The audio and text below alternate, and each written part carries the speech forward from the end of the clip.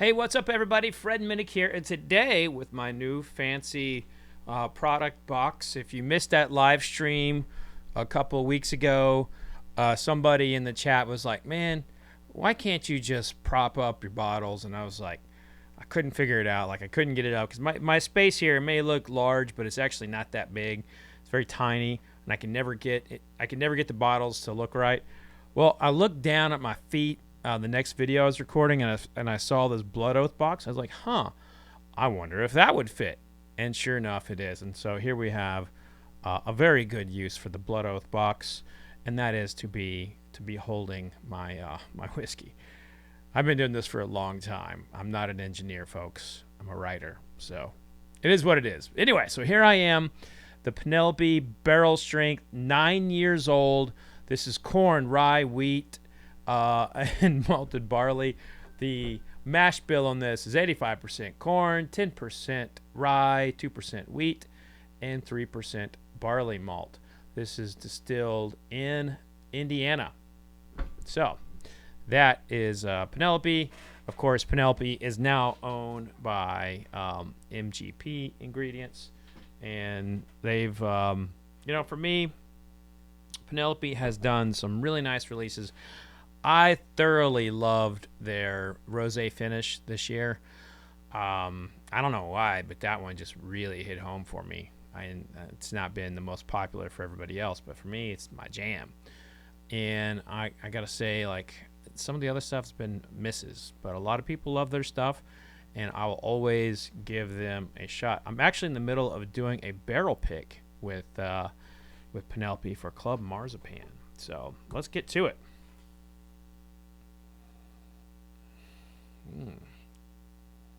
I kid you not.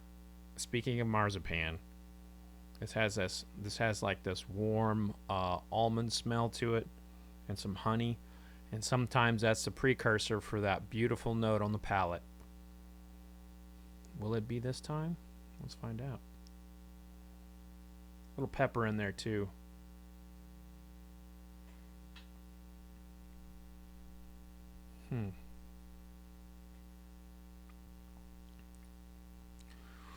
I have to say that for 109 proof, you taste no alcohol in this. This is like when you see like these higher proof products, which, to be honest with you, 109 proof isn't at that scale of being super high proof. But if we were talking about bourbon in 1985 or 1965, they'd be like, "Wow, goodness gracious, that they are some high proof bourbon. Go and get yourself hammered on that, son."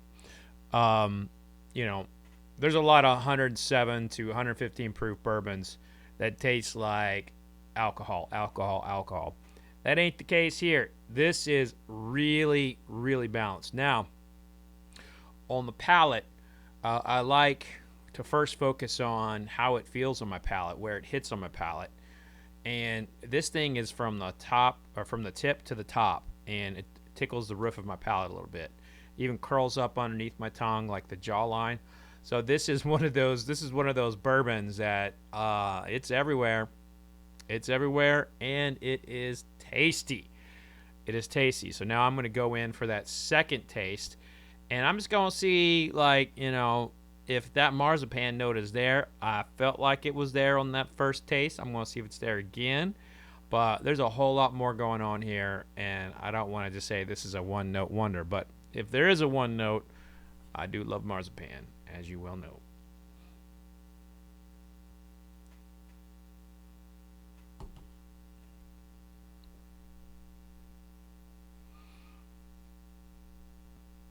Okay. This is right up the alley of everyone who's ever bragged about the whiskey coming out of Indiana. This is the jam for anybody who is a traditional bourbon drinker. All this frou-frou stuff that's been happening the last 5 years with barrel finishes and various toasteds and different grains being used, which ironic that this is actually a 4-grain bourbon.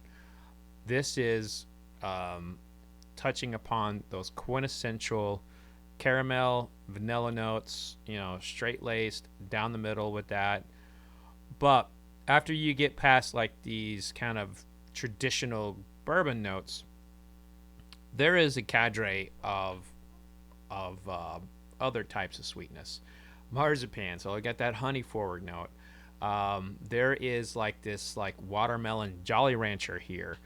I get like this like puff pastry. So like those sweet pastries that they got like cream cheese, kind of like hidden in there, like it's all puffy around. I mean, those things right there will equal 15 pounds if you eat those every morning for a while. But just so much going on with this, and it's very sweet. So this is not something that's going to be layered in spices. So if you have a sweet tooth, this is up your alley. But I want to taste it one more time. Let's see how that finish is.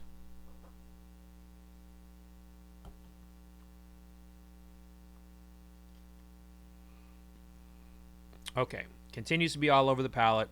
This finish is fantastic. I love how this feels on my tongue.